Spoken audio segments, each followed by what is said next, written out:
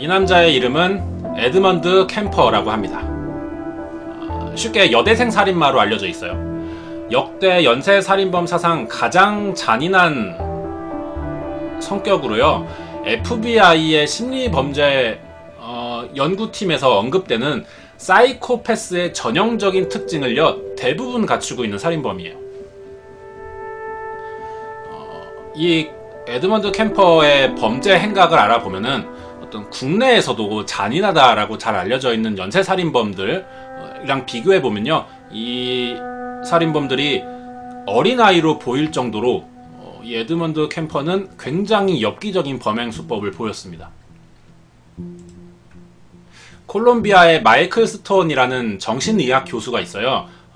이 마이클 스톤이 600명 정도의 살인자를 분석해서 살인자의 등급을 22단계로 분류한 적이 있습니다. 이 에드먼드 캠퍼는요, 전 세계 살인범 중에 유일하게 최고 랭크인 22단계에 랭크됐어요. 자세히 알아보도록 하겠습니다. 캠퍼는 키가 굉장히 크죠. 사진 보시면은 그죠? 굉장히 큽니다. 키가 2m가 넘는데요. 그리고 몸무게도 136kg이에요. 체격이 굉장히 좋습니다. 그쵸? 하지만 어릴 적에는요, 어머니로부터 지속적인 정신적 학대를 받아오면서요, 뒤틀린 윤리관을 갖게 되었다고 합니다. 학대받는 이유도 좀 이상했어요. 엄마가 자기 아들의 외모와 좀 특이하지만 그래도 정상적이긴 하지만 특이할 수 있는 이런 성격들을 트집을 잡았었다고 합니다. 사람이 사실이 아닌 것도 반복해서 말하게 되면은 그것이 주입되기 시작하면서 사실로 받아들이게 될 수도 있을 거예요. 캠퍼는 당시에 나이도 어렸고 어머니의 이유 없는 트집으로 그것들이 전부 자기의 책임이다 라고 받아들이게 되면서 어릴 적부터 심각한 자기 혐오에 빠지게 되었습니다. 그러는 동시에 표출되지는 않았지만 어머니에게 자연스럽게 증오심을 느끼게 되었고요. 이러한 성격이 점차 자라게 되면서 세상 모든 여성들에 대한 증오심으로 번지게 되었던 거죠.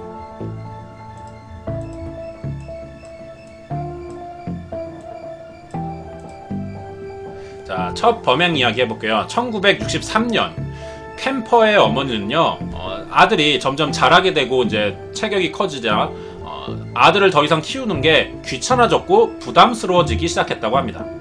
그래서 이 자기 아들을, 캠퍼를 조부모가 사는 캘리포니아의 목장으로 보내게 되었대요. 할머니, 할아버지 밑에서 자라게 되었던 거죠. 캠퍼는 그 다음 해 여름에 첫 살인을 하게 되었습니다.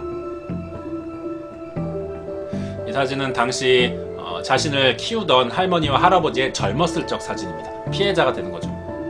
캠퍼는 할아버지가 외출하고 할머니와 단 둘이 남을 때를 기다리면서 권총 한 자루를 준비해 두었어요. 그리고 할아버지가 외출을 하자 그 틈을 타서 할머니 머리에 총을 쏩니다. 이어서 숨진 할머니의 시체를 칼로 난자하기 시작했어요. 그 후에 할머니 시체를 침대에 옮겨놓고 할아버지가 들어오기만을 숨어서 기다리고 있습니다.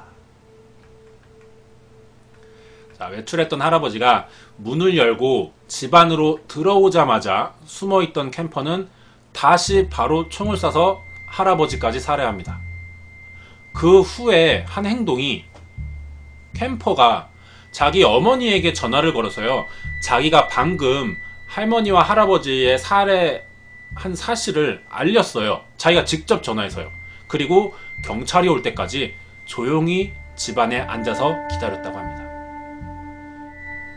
이 범행의 어떤 이유에 대해서 좀 알아보자면은 아마도 그 어머니에 대한 복수의 일종으로 시작된 범행이라고 생각이 들어요. 사실 캠퍼가 할머니와 할아버지에 대한 안 좋은 감정은 없거든요. 어머니에 대한 증오는 있지만 이미 정신적인 학대를 받으면서 지배를 당한 상태이기 때문에 감히 자기가 어머니를 죽이지는 못했을 거고 그런 시도를 하지 못했을 거고 어머니의 가족을 살해하는 것으로 간접적인 복수를 선택했던 것 같습니다. 체포 후에 경찰들이 물어봤어요. 살해 동기에 대해서. 그러자 하는 말이 할머니를 죽이면 어떤 기분일지가 궁금했고 할아버지를 죽인 이유는 자비를 베풀기 위해서였다라는 진술을 했습니다. 이때 캠퍼의 나이는요 16살이었어요. 자, 에드먼드 캠퍼는요 살인을 저지르고 체포된 뒤에 심리검사를 받았어요. 편집증과 정신분열증이라는 진단을 받고 감옥이 아니라 정신병원에 수용됩니다. 일반 감옥에서 다른 재소자들이랑 같이 생활을 하다가 또 다른 사고가 터질 수도 있기 때문인 거죠. 격리 수용하게 되는 겁니다. 이때 캠퍼는 새로운 범죄를 접하게 됩니다. 정신병원 안에서요. 바로 이 병원에는요 비슷한 이유로 수감된 연쇄 강간범들과 알고 지내기 시작하면서였습니다. 캠퍼는 이 수많은 강간범들에게 그들의 범죄 이야기를 들으며 성폭행이라는 것에 눈을 뜨기 시작했어요. 캠퍼는 당시에 이런 생각으로 병원에서 보냈답니다. 내가 병원에서 나가기만 한다면은 저질러보고 싶은 이 성폭행과 살인을 성공적으로 저지르기 위해서 다양한 지식들을 공부했었대요, 당시에. 그리고 학습 능력이 아주 좋았다고 합니다. 병원에서 혼자 공부를 하다 보니 IQ가 140이 넘을 정도로 뇌가 발달하기 시작했어요. 그리고 자신의 행동까지도 정신병리학적으로 정확하게 자기 스스로를 분석할 수 있을 정도의 높은 지능을 갖게 되었고요. 의료진들의 심리 검사 결과까지를 마음대로 조작하는 수준에 이르게 됩니다. 그러니까 쉽게 이런 거죠. 자기가 어떠한 행동을 했을 때 이 심리 분석관들이 어떠한 식으로 해석해낼 것이다 라는 것도 예측한 연기를 할 수 있게 됐다는 거죠. 캠퍼는 자신을 가둔 이 병원에서 나가기 위해서 낮에는 의사들 앞에서 정상이 된 것처럼, 정신병이 치료된 것처럼 연기를 했고요. 종교를 믿기 시작하면서 잘못을 뉘우치는 척 했답니다. 이 짓을 무려 5년간 반복했대요. 결국 의사들은 이 캠퍼의 연기에 속았어요. 그래서 어머니가 보호감독 한다는 조건으로 21살에 가석방됩니다. 에드먼드 캠퍼는 이제 그동안 몰래 구상하던 범죄를 드디어 실행할 수 있는 자유의 몸이 되었습니다. 범죄자가요, 가석방이 되면은 죄가 끝나는 게 아닙니다. 감옥에 나왔다고 해서. 가석방은 형기가 남아있지만 감옥이 아닌 바깥에서 생활할 수 있게, 형을 보낼 수 있게 해주는 제도예요. 감옥 밖에서 남은 형기를 보내야 되는 거기 때문에 그동안에도 이제 관리 감독을 받게 됩니다. 정신병도 있었고 호전되었다라는 거짓된, 잘못된 진단을 받았지만요. 캠퍼는 의사들의 지속적인 검사와 경찰관들의 관리를 받으면서 생활을 해야 돼요. 하지만 가석방 후에 단 한 번의 정신 감정만 받고 끝나게 되었어요. 그 이유가 1972년에 있었던 정신감정에서 담당 의사가 완치, 이제 정상이다라는 판정을 했기 때문이에요. 증상이 호전되고 있다도 아니고 완치되었다라는 소견을 내린 거죠. 그러면서 더 이상의 관리를 받지 않게 되었어요. 캠퍼는 이렇게 완전한 자유를 얻게 되었고요. 병원을 나와서 차를 몰고 근처 산으로 향했습니다. 기분이 좋았겠죠. 정신감정을 한 이 의사는요, 둘 중 하나일 겁니다. 멍청하거나 캠퍼의 연기에 속은 게 분명할 겁니다. 자, 그리고 산을 향해 운전 중인 이 캠퍼의 차에는요, 이미 죽은 여성의 머리가 들어있었어요. 이 여성은 한국계 동양인이었거든요. 15살의 에이코쿠로 밝혀집니다. 자, 위에 있는 사진이 에이코쿠입니다. 에이코쿠는요, 캠퍼가 정신감정을 받기 하루 전에 죽임을 당한 희생자였어요. 그리고 이미 가석방이 된 후에 희생된 세 번째 사람이었습니다. 캠퍼는 에이코쿠가 히치하이킹을 하는 것을 발견하고 접근해서 차에 태웠던 거예요. 그리고 자신이 범행을 저지르기 좋은 곳으로 차를 운전해 가기 시작했어요. 에이코는 자신을 죽이려는 캠퍼의 의도를 알아챘겠죠, 이 순간. 그리고 불안에 떨기 시작했습니다. 캠퍼는 목적지에 도착했고요. 그때부터 이상한 행동을 하기 시작했어요. 권총을 꺼내서 에이코의 옆에 뒀습니다. 그리고 자신이 차에서 내렸어요. 그리고 심지어 차 문을 잠가버렸습니다. 자신이 차에 탈 수가 없는 거예요. 에이코 입장에서 생각해보면은 자기 옆에는 권총도 있고 이미 차 안이 모두 잠겨서 캠퍼가 들어올 수가 없는 상황이었던 거죠. 에이코는 만약 위급한 상황이 되면 권총으로 캠퍼를 쏠 수도 있었고요. 지나가는 사람이 있으면 도움을 청할 수도 있습니다. 캠퍼 입장에서 자기 스스로 아주 위험한 상황을 만들게 된 거예요. 그리고 캠퍼는요, 에이코에게 자신은 권총으로 자살을 할 테니 문을 열어달라 라고 구슬리기 시작합니다. 이때 결국 에이코가 이 말을 믿고 문을 열어주게 돼요. 캠퍼는 차 안으로 들어가서 그때 에이코를 살해한 뒤에 강간했습니다.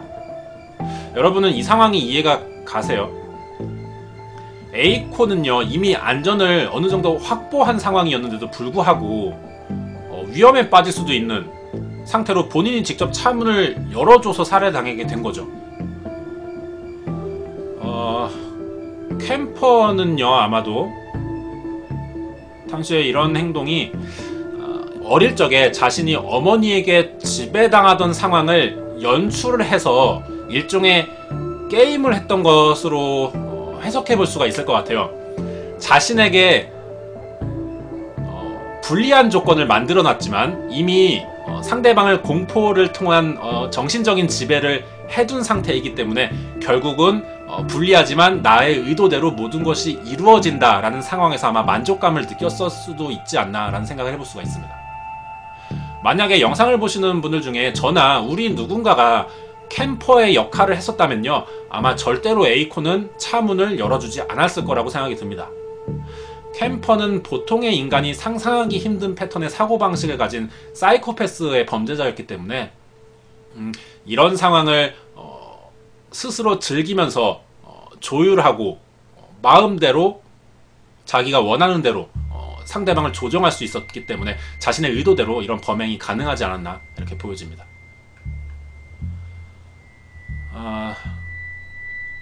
에이코가 세 번째 희생자였죠.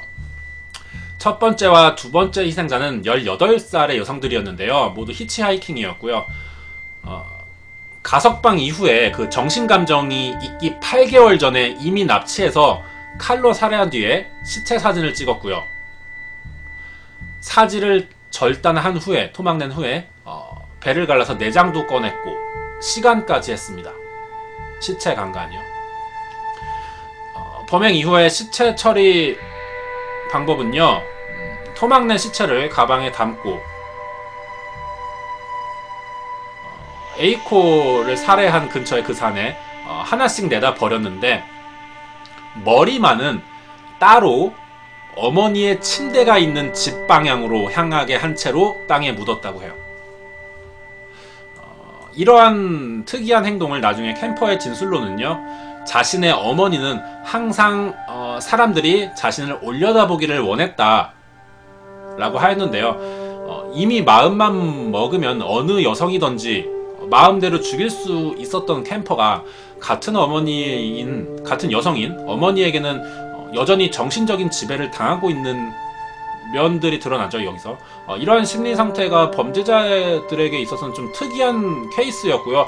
상당히 좀 흥미로운 부분일 수가 있다고 생각이 드네요.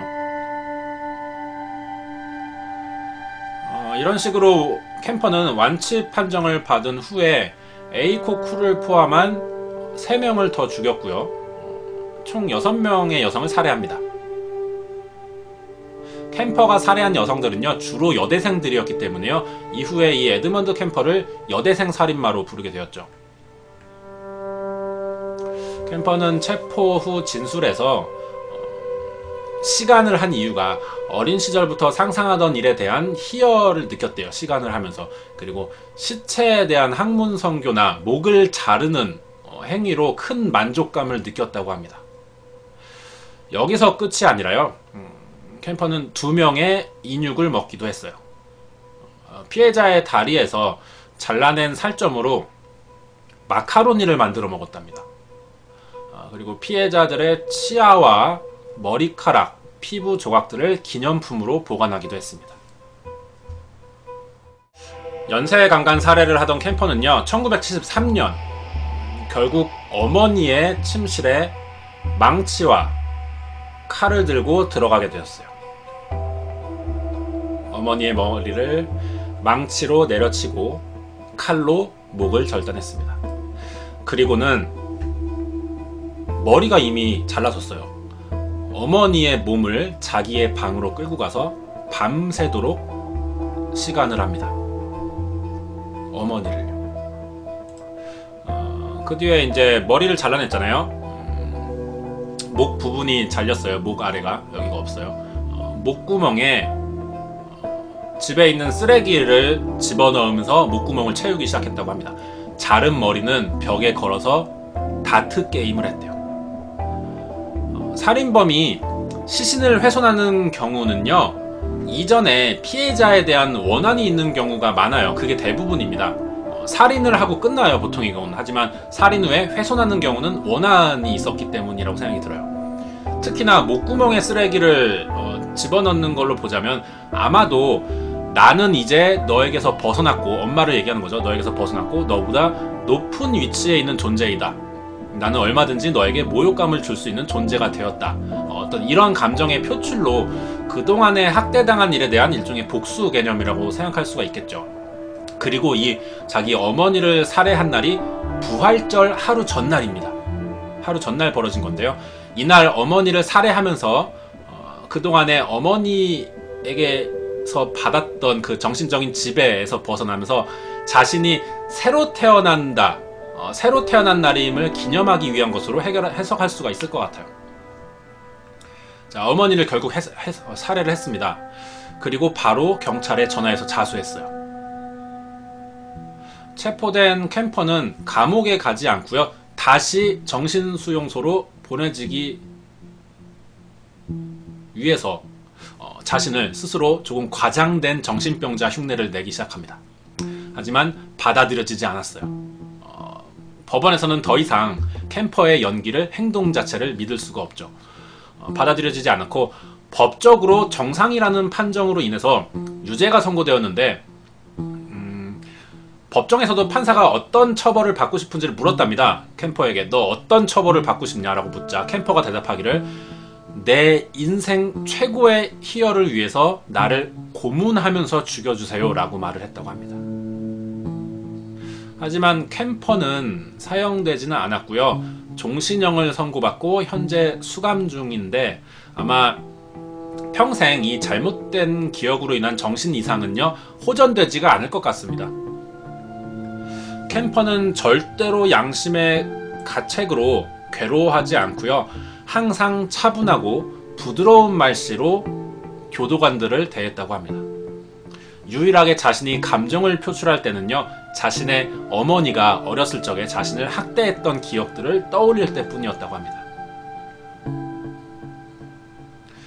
이전에 가석방 되었을 때 그 후에 캠퍼는 이미 살인을 하고 있는 상태에서 자기가 고속도로 순찰대원이 되려고 한 적이 있었대요. 주로 범죄 수법이 히치하이킹을 통한 이제 강간살해였기 때문에 아무래도 용이하겠죠, 순찰대원이 되는 게. 그렇기 때문에 고속도로 순찰대원이 되려고 했었대요. 근데 이때 어머니가 캠퍼의 살해 기록을 없애기 위해서 내 아들이 고속도로 순찰대원이 돼야 하는데 살해 기록을 갖고 있으면 안 되니까, 그래서 이 기록을 없애기 위해서 많은 애를 썼다라는 게 뒤늦게 밝혀지기도 했습니다. 어때요? 어떤 범죄로 인한 어떤 죄의식 같은 게 좀 보이나요? 전혀 없죠, 그렇죠? 정리를 좀 해보자면은 어릴 적 부모님의 학대로 잘못된 이성관을 갖게 된 캠퍼는요, 학습을 통해서 범죄에 대한 방법을 연구했던 범죄자로 범죄에 임할 때 자신의 행동이 사람들에게 어떻게 보여지는지를 심리적으로 너무나 잘 알고 있었기 때문에 피해자들이 그 연기에 또는 정신분석관이나 경찰들이 이 연기에 속을 수밖에 없었다고 생각됩니다. 주로 고속도로에서 히치하이킹을 했었는데 방법이 이랬어요. 고속도로를 지나가면서 길거리에 서 있는 여성이 보이면 타겟이 됐던 거죠. 그리고 이 여성을 차에 태우기 위해서 차를 세운 뒤에 어디까지 가느냐라고 물어봤답니다. 대답이 왔을 거예요. 그 대답을 듣고 나서 캠퍼가 하던 행동은요, 자기의 시계를 한참 동안 뚫어지게 봤다라고 합니다. 이 행동 자체가 스스로 알고 있다는 거예요. 자기가 이런 행동을 하면은 상대방 입장에서 자기가 마치 어딘가를 들렸다가 목적지에 도착해도 시간이 충분한지를 계산하는 사람처럼 보일 수 있는 이런 연기를 했다는 거죠. 계산하는 연기를 했다는 거죠. 그리고 사이코패스의 유형의 특기라고 볼 수 있는 유머러스하고 친근한 분위기의 말투를 자유자재로 구사하는 어떤 이런 치밀한 연기로요, 여성들을 경계심 없이 처음 본 남자지만 차에 태울 수가 있었다고 합니다. 이런 에드먼드 캠퍼의 범죄에 따른 심리 상태를 볼 때요, 상대의 행동을 우리가 판단을 할 때 우리가 사용하는 일상적인 상식이나 어떤 가정들, 몸으로 표현되는 신호나 언어들이 이러한 정신질환자에게는 적용되지가 않는다라는 것을 알 수가 있는 거죠. 그렇기 때문에 일반인들에게 있어서 이러한 존재는요, 매우 위험한 결과를 발생할 수도 있기 때문에 항상 이런 범죄자를 대하는 전문의와 수사관들은 반드시 이런 정신 이상적인 사이코패스 형태의 범죄자들을 대할 때 반드시 충분한 자격과 관련 지식을 갖춘 사람이 되어야 할 겁니다. 만약에 1972년도에 에드먼드 캠퍼의 정신감정을 했던 그 담당 의사가 이런 사이코패스 유형의 범죄자에 대한 지식이 있는 상태였다면 이러한 여대생 살인마는 탄생하지 않았을지도 모릅니다.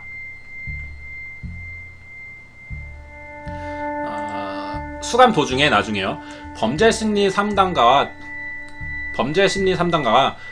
나중에 캠퍼를 면담해 쓴 적이 있었는데요, 여성과 대화를 할 때 어떠한 상상을 하느냐라고 물어보았는데 캠퍼가 대답을 이렇게 했다고 합니다.